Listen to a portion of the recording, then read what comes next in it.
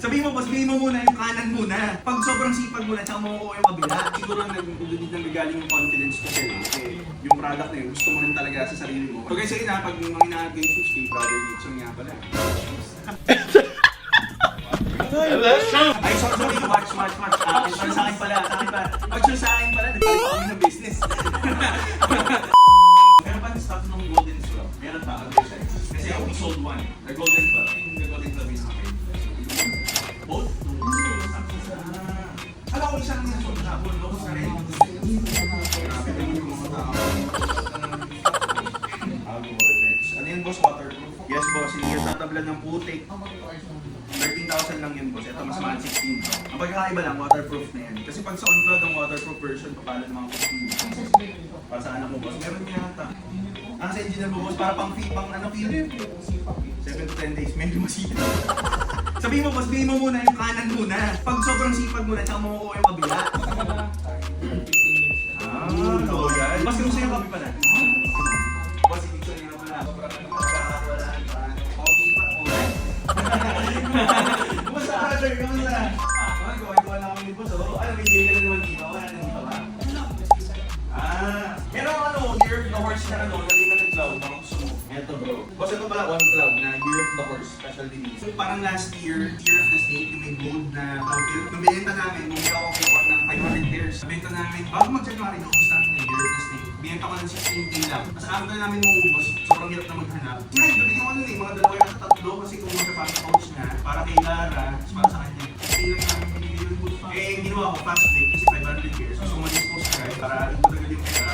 Wala pang mas matubos. Ang habal naman natin yung time na yun, mag-get ng new clients. 500 pairs na yun, imagine mo that's 500 new clients.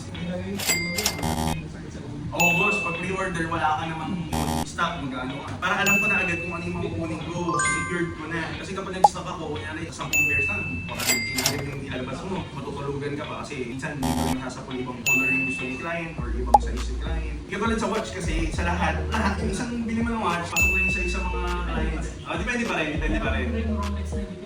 Depende sa style nila. Style talaga nila. Oo.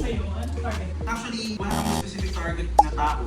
But what I buy, the stocks are the stocks na me, yun yung rule namin eh. I would only buy the stocks that I would personally buy for myself.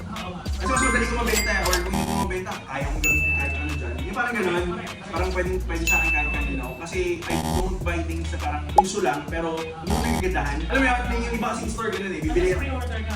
Oo, pwede kong pre-order. Kunyari gusto mo to, tapos wala akong stock. Kasi hindi ako mag-stock yan, kasi hindi ko iniwan ng maganda at sulit yung product. Yung mga ganun. Pero kapag bibili ako, ito, kahit kakaiba, wala na sa ibang store ng Team Bernard na to. Kasi gusto ko, mag-stock ako ng mga kakaiba, pero yun yung mga stocks na kahit ako bibilin ko, meron ba? Hindi natin kailangan tingnan sa kung ano yung binibenta ng iba, ibang store, ibang ganito. So far, okay naman. Siguro nag-galing yung confidence ko sa'yo. Kasi yung product na yun, gusto mo rin talaga sa sarili mo. Kaya pag binenta mo, kaya mo ibenta kasi ikaw din bibilin mo. Pero kung kunyari, pag ibenta ka ng product na ikaw mismo hindi gusto, mahirap yun. That's the rule na natin. Correct. Eh, alam mo yan sa watch, di ba? Yung mga binibenta mo, yung mga gusto mo rin, di ba? Hindi ko mag-stock, pero pag pre-order na ako, gusto ko to, pwede, di ba? Oo, pero kasi style naman nila yun. Pero yung mag-stock sa amin, sa amin, hindi feel, may mga personality rin talaga, may mga binabagayan. Parehas din sa shoes, sa watch, sa bag, sa damit. So guys, yun na, pag may mga hinahanap yung shoes, kay Brother Nixon nga pala.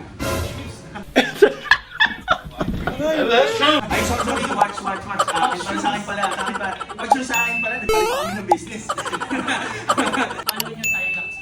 Ayan, no? Nakita ko, nag-vlog ka rin din eh. Si Junela, nakita ko may galit-galit. Di ba si Marilad? O, yun.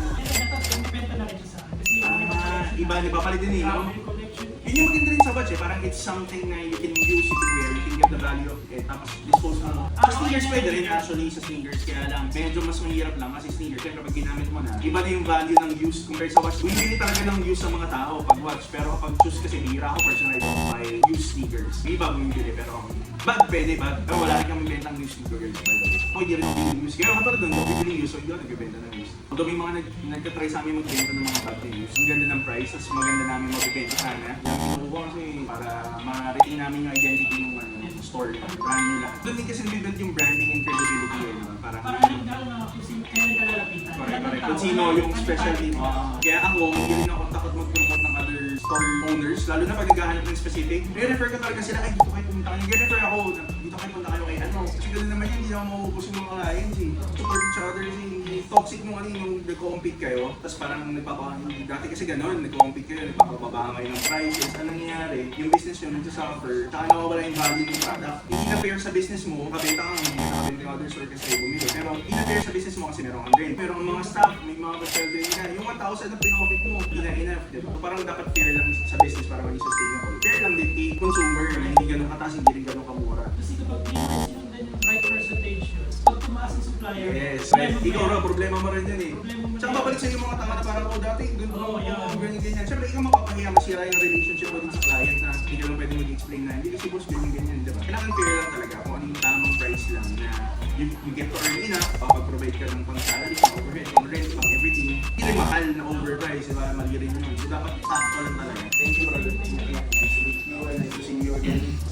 Boss, ingat. Salamat po. So guys, kaya pala si Boss Anil. Gusto ko vlog for his privacy, pero we had a good talk, good conversation. Order din siya ng one GBB stamp. So it's the last pair that we have on hand. Saktong size niya, we sold it for 53,000 pesos. And then we sold the Ami polo, the white polo, same as mine. So size medium, we sold it for 22,000 pesos.